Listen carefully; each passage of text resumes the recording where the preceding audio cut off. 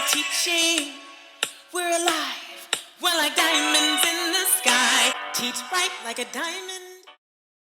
Hello, fellow fellows and fellow educators. This is Diamond Emerald Skinner bringing you another gem, God, good vibes, education, and motivation. Happy Black History Month.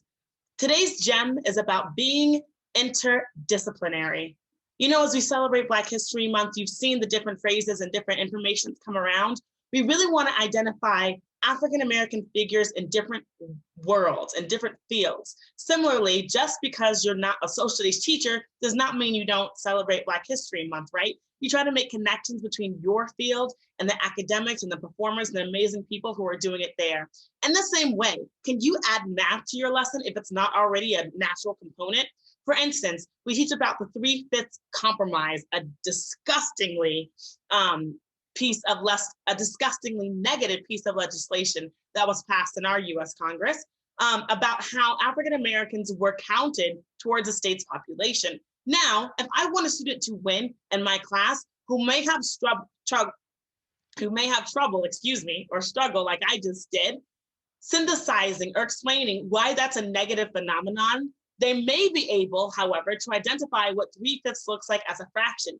Moreover, they may be able to identify how many enslaved people were counted out of 10, right? Now I'm changing that fraction and asking them to identify equivalent fractions within a social studies lesson.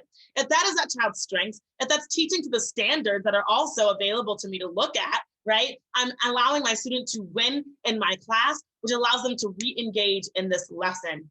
If I'm teaching about science and I'm asking questions about comparing different quantities, I'm referring to ratios as well, which is another grade level standard that our students in 6th grade and 7th grade need to master.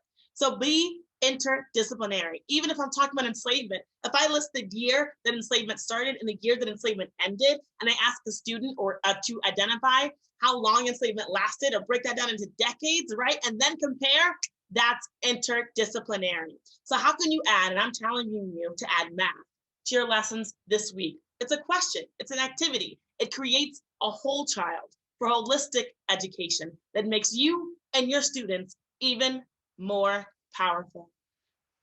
Fear not, shine bright. Have a wonderful, wonderful day.